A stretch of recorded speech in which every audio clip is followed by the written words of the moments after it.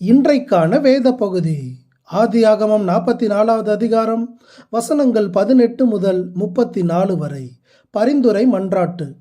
இளையவன் தன் சகோதரரோடே கூட போக விடும்படி மன்றாடுகிறேன். வசனம் 33.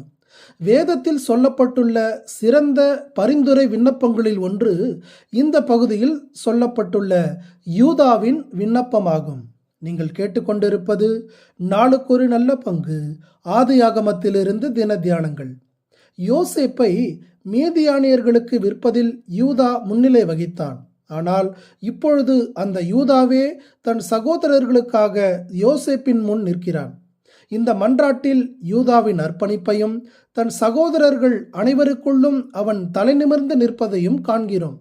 யூதாவினுடைய மன்றாட்டின் விளைவாக யோசேப்பு தன்னை முழுவதும் வெளிப்படுத்துவதற்கு இருந்த தடைகள் யாவும் நீக்கப்பட்டன.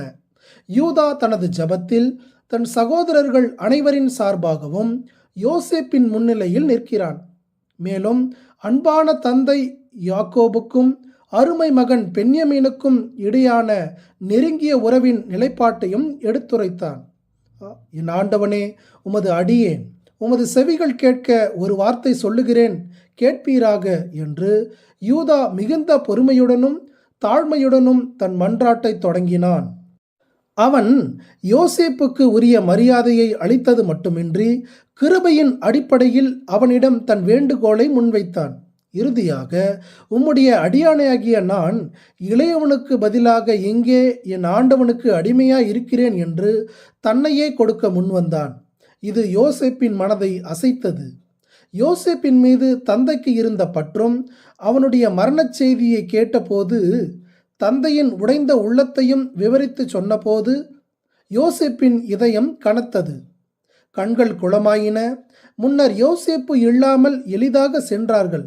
ஆனால் இப்பொழுதோ பென்யமீன் இல்லாமல் செல்வது மிகுந்த பாரமாக இருந்தது. இது அவர்களுடைய மாற்றம் பெற்ற இருதயத்திற்கு சான்றாகும்.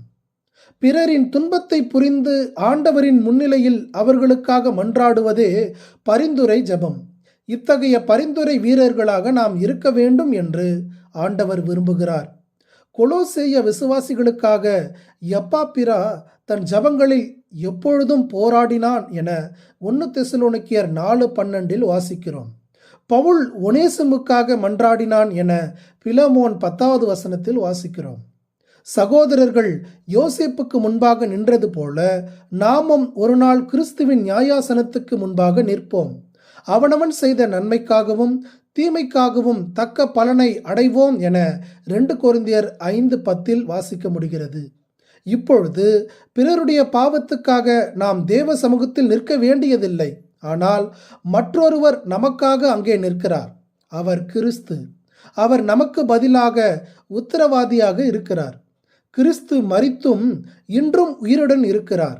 ஆம், அவர் என்றென்றும் உயிரோடு இருக்கிறவராகையால் நம்மை முற்றும் முடிய ரட்சிக்க வல்லவராயிருக்கிறார்.